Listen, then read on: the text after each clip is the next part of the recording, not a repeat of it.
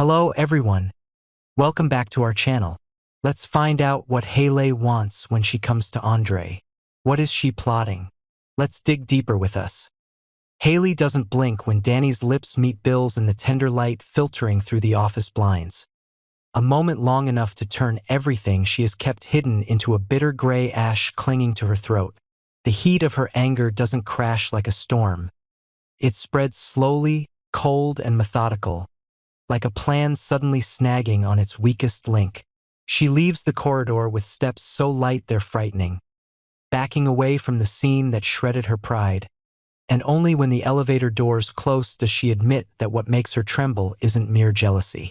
It's the sensation of being stripped of control, the vision of every advantage slipping from her grasp, the crack in a lattice of arrangements she has carefully woven for months to pull Dani out of Bill's orbit, forcing them onto separate tracks just long enough for her to unlock contracts, investment funds, and whispered promises beneath the glossy surface of the marketplace.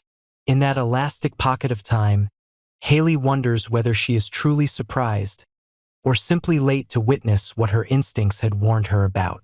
The signs never disappeared. Bill's calendar sprouting anonymous gaps, a strange perfume on his lapel that reception pretended not to notice, the way Dani fell unnaturally quiet whenever someone mentioned those extended meetings. Perhaps she has known for a long time and simply refused to name it, because naming it would mean admitting that the things she did to break another family are now circling back to collect a moral debt. She chooses Uptown for its counterfeit neutrality, a place where people drink coffee and spread rumors as if they were hot stocks. There, Andre becomes the mirror Hayley wants to look into, composed, disciplined, so wedded to his own code that it sometimes hardens into chill. She needs him not for love, but because he stands exactly where the current of Dani's emotions can be diverted. If Dani needs an excuse to turn her back on Bill, then Andre, with principles like barbed wire, is the perfect excuse. Hayley speaks with her gaze and her breath, with the tightness of facts about the charity fund Dani has been backing, about the media plan Bill is nurturing for a new deal, about the grainy stills from a hallway camera. She doesn't have to say the word kiss. Andre is clever enough to connect the dots. But what unsettles her is the question she tries to dodge. Why does she want Andre to keep Dani? For a manufactured stability that papers over her own mistakes? For the financial commitments baked into an agreement if Dani's marriage does not collapse this fiscal year? Or for the bitter humiliation of watching the man she tried to re-engineer return to the very place his heart wants, despite her calculations? In the tangle of reason and shame, she is forced to concede that her motives are a composite, part hunger for power, part dying pride, and largely a fear of being pushed to the margins of the story, reduced to the interloper no one mentions except as a failed interruption. Andre is no salvation. He is a double-edged blade. He has long kept to the wall of righteousness, but who can guarantee that wall hasn't fissured after months of watching Dani drift away?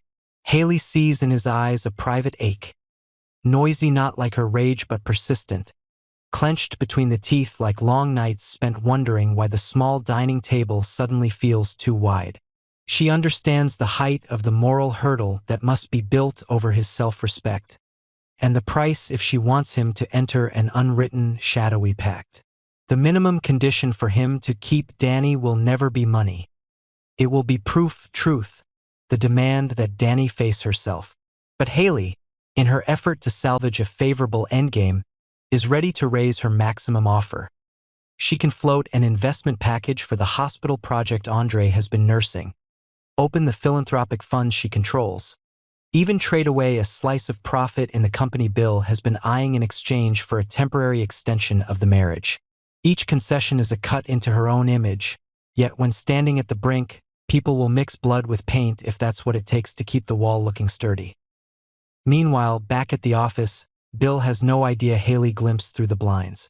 He believes the kiss is a way to smother the ember of doubt, to stamp a seal on a deal that doesn't yet have a name, to assert the command of feeling over half-finished negotiations.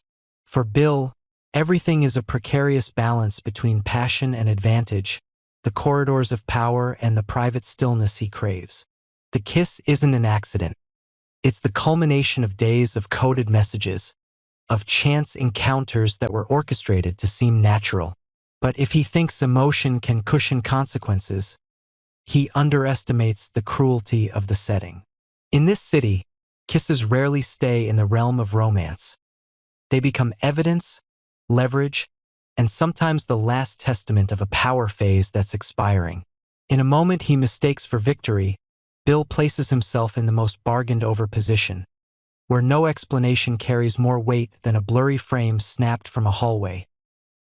Dani is not blameless in the whirl of variables. She knows what betrayal feels like, the shame of a family splintered by decisions that were supposed to belong only to two people. Experience hasn't made her immune. It has made her hypersensitive to presence and absence. The 1-second linger of averted eyes, the one-word shorter reply in a text. When she lets Bill hold her, she knows exactly which fault line is tightening. Here's the last-minute groan of her conscience. She understands she has just moved a piece that could topple the entire board, and that it isn't unconscious.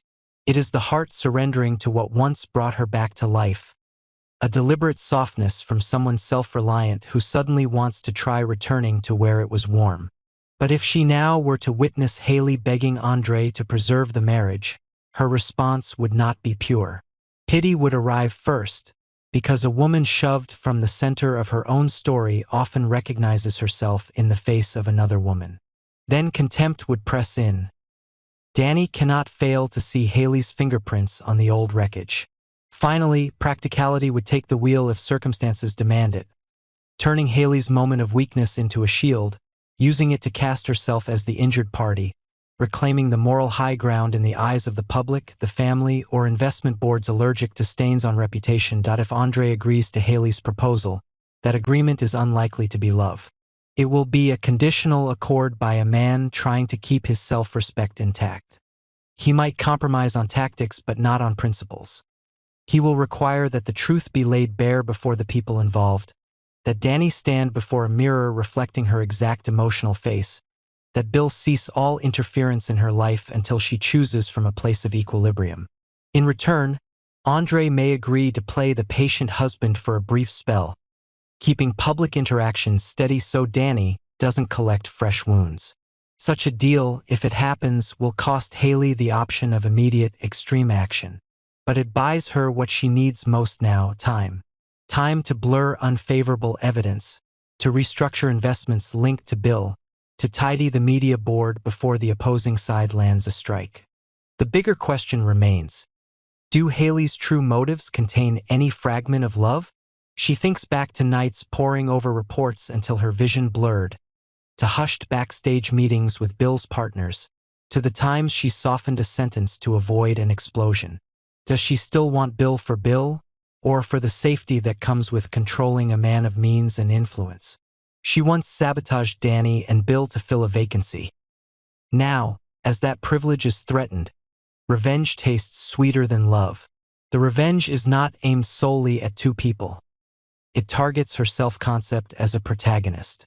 If Dani and Bill reunite, the story will rewrite her as a stuttering interruption, a footnote at the bottom of the page.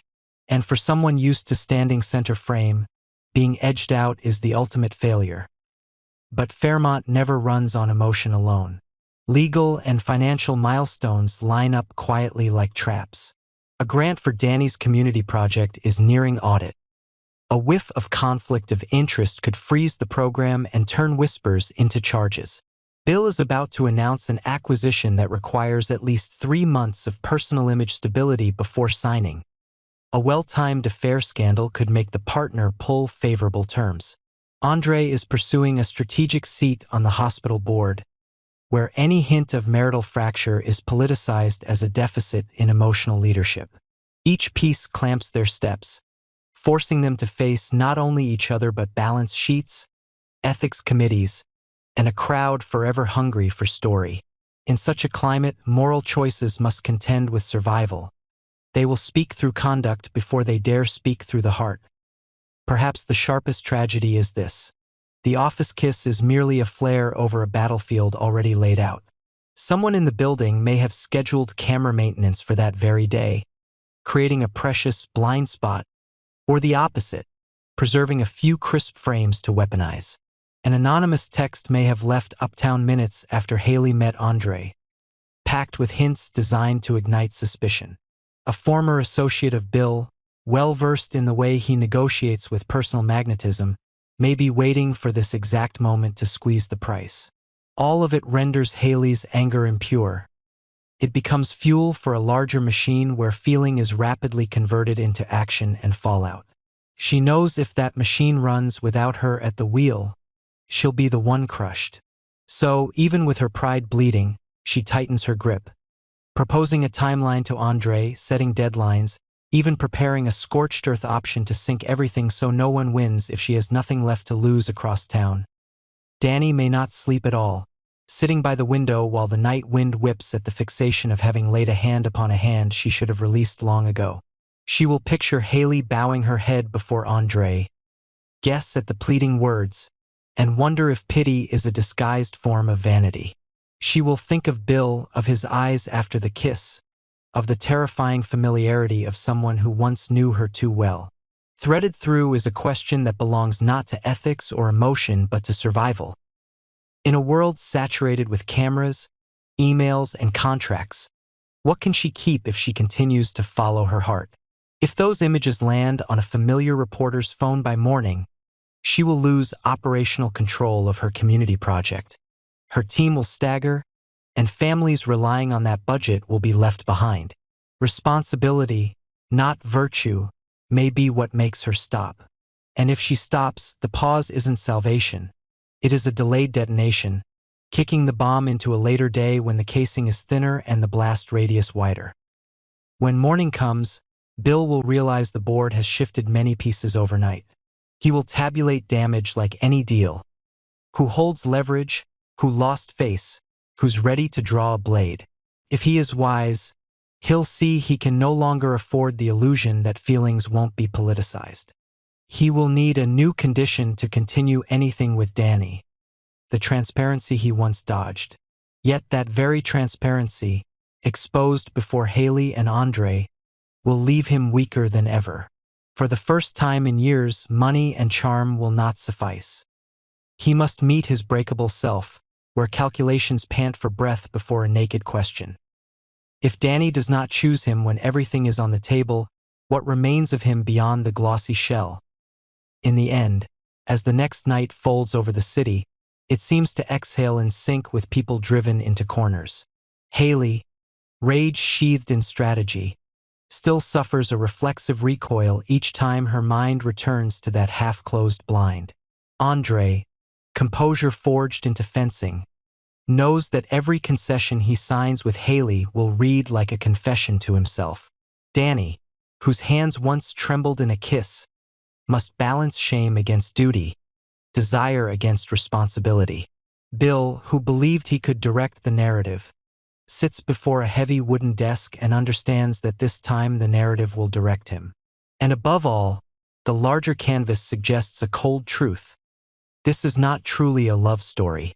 It is a choreography of revenge and hurt, a contest of money and power, where feelings become chips tossed onto the table alongside contracts, clauses, and hallway photographs.